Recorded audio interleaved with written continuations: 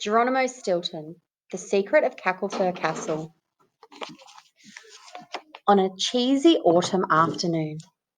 Let me introduce myself. My name is Stilton, Geronimo Stilton. I run the Rodents Gazette, the most famous newspaper on Mouse Island. My office is in 17 Swiss Cheese Centre. That is where I was when this terrifying tale began. It was a beautiful autumn afternoon at the end of October. What a lovely, peaceful day, I said out aloud. I spoke too soon.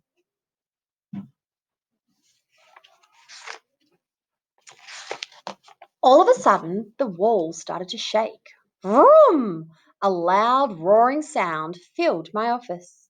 My desk began to tremble. The pencil cup that my Aunt Sweetfur gave me for my birthday tumbled to the floor.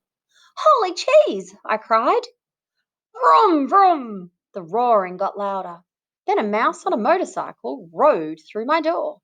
It was my sister Thea, of course.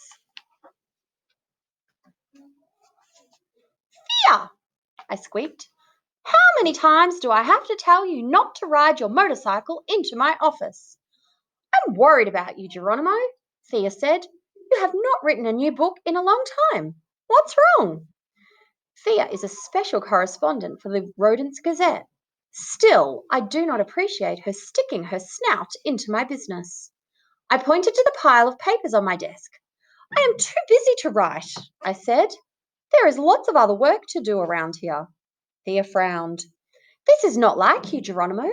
You've always had time to write before, she scolded.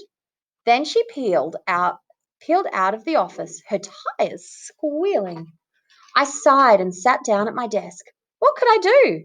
I had to do my paperwork. My tail had just hit the chair when the door flew open a second time. This time, my cousin Trap burst in. He held a triple-decker cheese sandwich in one paw. Geronimo, you have become lazier than a mouse with an automatic cheese slicer. You must write something new, he yelled. I need to be inspired before I can write, I huffed. I can't just pluck an idea out of my whiskers. The door flew open a third time. Pinky Pick, my very young assistant editor, bounded in. Hey, boss, she said cheerfully. I'm organising a party for your next book. It's going to be fabumouse. My tail twitched. I was starting to get annoyed. But I haven't even written it yet, I squeaked. The door flew open a fourth time. It was my favourite nephew, Benjamin, on his way home from school. Hello, Uncle, he said. My friends are all asking when your next book is coming out. I felt embarrassed. I hated to disappoint Benjamin. He gazed up at me with his sweet round eyes. It will be out soon, Benjamin, I said.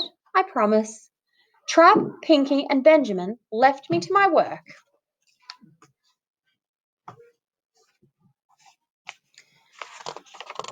I finished the stack of papers on my desk, but I could not stop thinking about what everyone had said. What would my next book be about? The beautiful autumn afternoon turned into a beautiful crisp evening. I looked outside my window and gazed out over New Mouse City. A cold wind blew up and lifted the cheddar-coloured leaves off the ground. I watched them float and twirl in the night air. I needed an idea, but I didn't have any. I had to think. I sat down at my desk. A few hours later, I was still thinking. I had no ideas, nothing. My mind was as dry as a stale slice of cheese. Feeling hopeless, I started to sob. It's no use, I moaned. My writing days are over.